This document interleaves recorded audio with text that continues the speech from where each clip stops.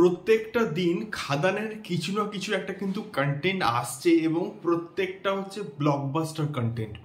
Hello guys, আমি Deep and welcome back to my channel Deep exclusive. So এখন আমি এই পার্টিকুলার ভিডিওর মধ্যে অবশ্যই কথা বলবো খাদানকে নিয়ে এবং খাদানের তরফ থেকে এবং খাদান টিমের তরফ থেকে কিন্তু আজকে একটা নতুন ক্যারেক্টার পোস্টার কিন্তু ড্রপ করা হয়েছে এবং সেটা নান আদার দেন কিন্তু ইদিকা পল এবং তার যে ক্যারেক্টারটা তার নাম কিন্তু হচ্ছে লতিকা এবং এটা বেসিক্যালি হচ্ছে যে ছেলে দেব আছে এবং যাকে আমরা বেসিক্যালি দেখতে পেয়েছি রাজার রাজা যে গানটা সেই গানটাতে, তো সেটার লাভ ইন্টারেস্ট হিসেবে কিন্তু থাকবে এখানে হচ্ছে ইদিকা পল অ্যাজ লতিকা।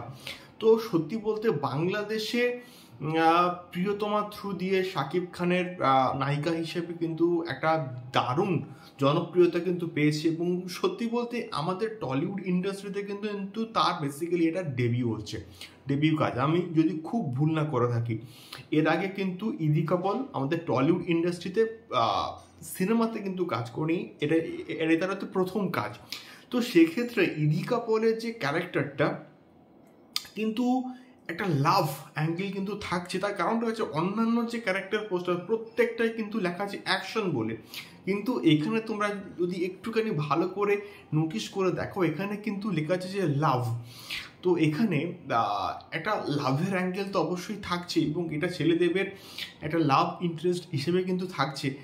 দ্বিতীয়ত বিষয়টা হচ্ছে এখানে যে ব্যাকগ্রাউন্ড স্কোরটা ইউজ করা হচ্ছে সেটা কিন্তু দুর্দান্ত, একটা ক্রিয়েটিভ ব্যাকগ্রাউন্ড স্কোর কিন্তু এখানে ইউজ করা হয়েছে, যেটা বরাবরই কিন্তু দরকার বলে আমি অ্যাটলিস্ট মনে করি।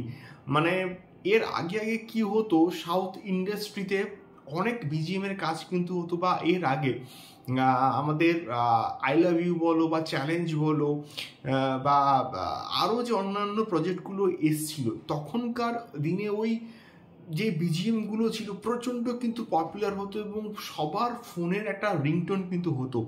তো সেই ভাইবসটা কিন্তু আমি এক্স্যাক্টলি পাচ্ছি এই পার্টিকুলার যে বিজিএমটা এর মধ্যে, এবং এই রকম বিজিএমটা দরকার যাতে করে মানুষের মধ্যে গেঁথে যায় একটা, যেহেতু লাভ একটা ক্যারেক্টার, একটা ভালোবাসার একটা প্রতীক এখানে হচ্ছে কি আমাদের ইদিকা পল প্লে করছে। আশা করছি ভালো হবে এবং খুবই সাদামাটা একটা চরিত্র বলে অ্যাটলিস্ট মনে হচ্ছে।